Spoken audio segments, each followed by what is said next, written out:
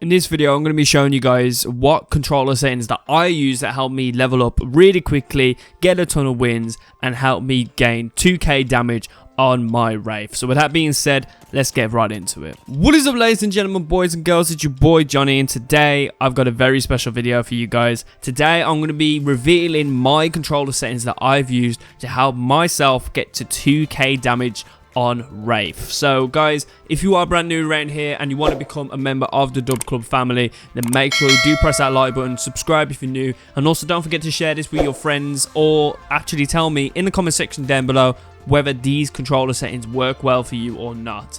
And guys, no messing about, let's get straight into it. Right, boys and girls, let's kick things off with the settings that I think you guys should be using to get no recoil and basically laser aim. So first thing we want to start off with is the button layout. So the reason why I pick button puncher over just the standard default is because if you guys have played Call of Duty before, you have the difference of tactical and default.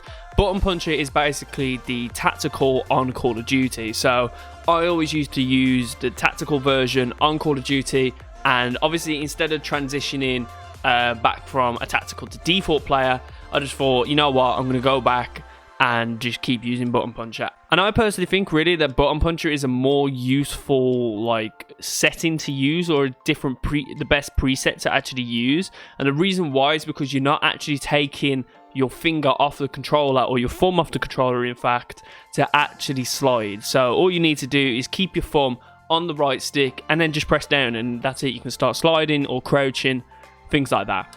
Now we're going to move over obviously to menu cursor speed. Obviously it's self-explanatory, menu cursor speed. I could have it all the way up like this if I really wanted to, but it's a bit out of control. Like, as you can see, I'm trying to get back to it. There we go. So I like to just keep it like here, so you know I've got a bit of control and stuff.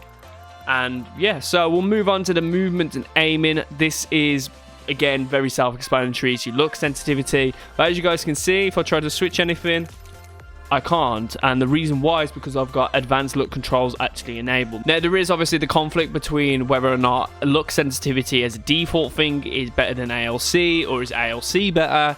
Personally, I've been using ALC for, you know, a couple of months now, and I am really starting to enjoy it. Like, you get a lot more variation, a lot more control over what you want to pick, and you can actually pinpoint like the issues that you have with your advanced look controls, whereas with look sensitivity, there's very limited things you can do. Like, you could have a 4 sensitivity, but you want to aim down a little bit quicker, and obviously going to 5 maybe too much or something like that. Do you know what I mean? But with ALC, you can actually just change it exactly how you want it to be. Movement dead zone, obviously I like to keep it small. I don't like obviously you know, my controller drifting, or like while I'm running that like my right hand stick or my look sensitivity starts drifting away. I haven't got an old controller, I've got a brand new Xbox One controller, so there's no issues with that whatsoever, or nothing that like Apex needs to do to actually like go against obviously what my controller does. Inverted look, obviously, you know, I just turn it off. I don't know how people can play with inverted look. Like, if you do, tell me in the comment section down below. I would love to know how you actually get along with doing inverted look. Like, I just can't get my head around it. It's just too difficult for me. So yeah. Anyway, moving on. Vibration, I like to keep this off. Obviously, that's down to personal preference. If you guys want to keep that on and obviously feel like you're in part of the game, you're experienced, you can obviously keep it on. But for me, I just feel like the vibration is, you know, too distracting from when you're actually shooting a weapon. So I like to just keep it off, and, you know, I just let the damage do the talking. So let's move on to the big meaty part of this video, and that is the advanced look controls. So custom lock controls, obviously I keep them on. That's how you just do this kind of thing, obviously, if you want to unlock ALC. So let's go straight into it. So dead zone, again, this is the same as like the dead zone circle that I mentioned earlier, like between small and large.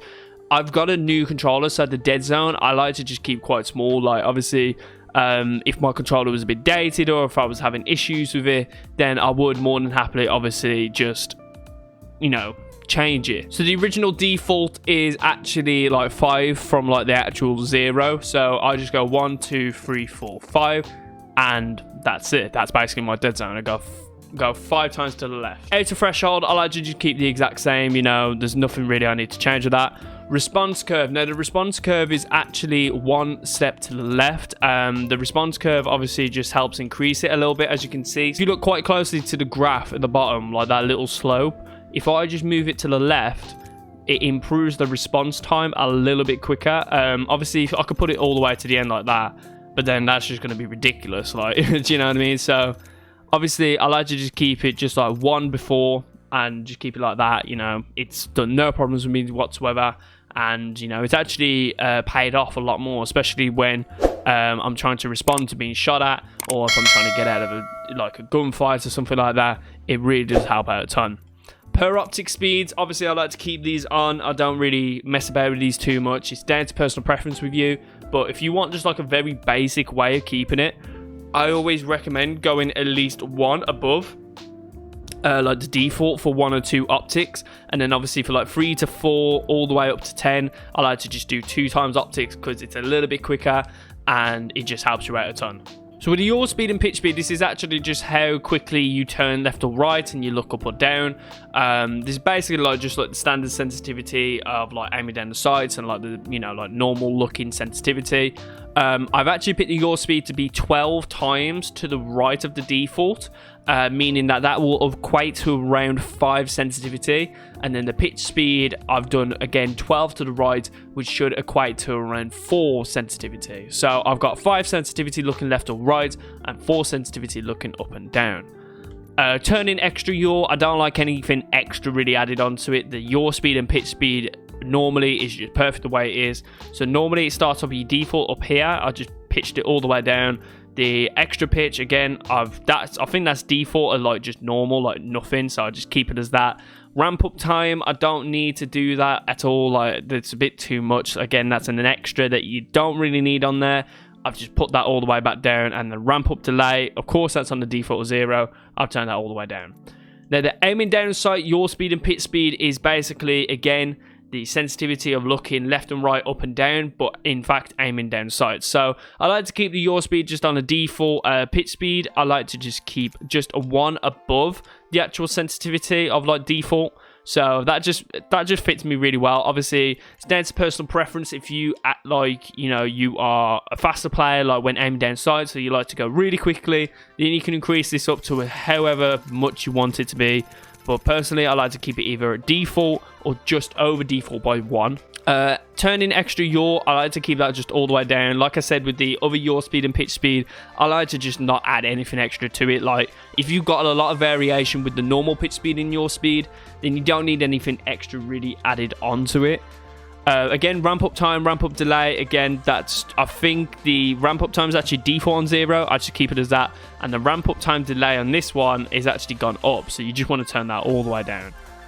Then obviously target compensation, you want to just keep it on. You know, influences look input when aiming at targets. I think target compensation is actually like aim assist. So I just keep aim assist turned on because I'm a controller player, and yeah, controller players, aim assist, woo. And yeah, guys, that is just simply my settings. So hopefully you guys did enjoy this. Guys, let me know if you do use these settings and tell me what your experience is about it.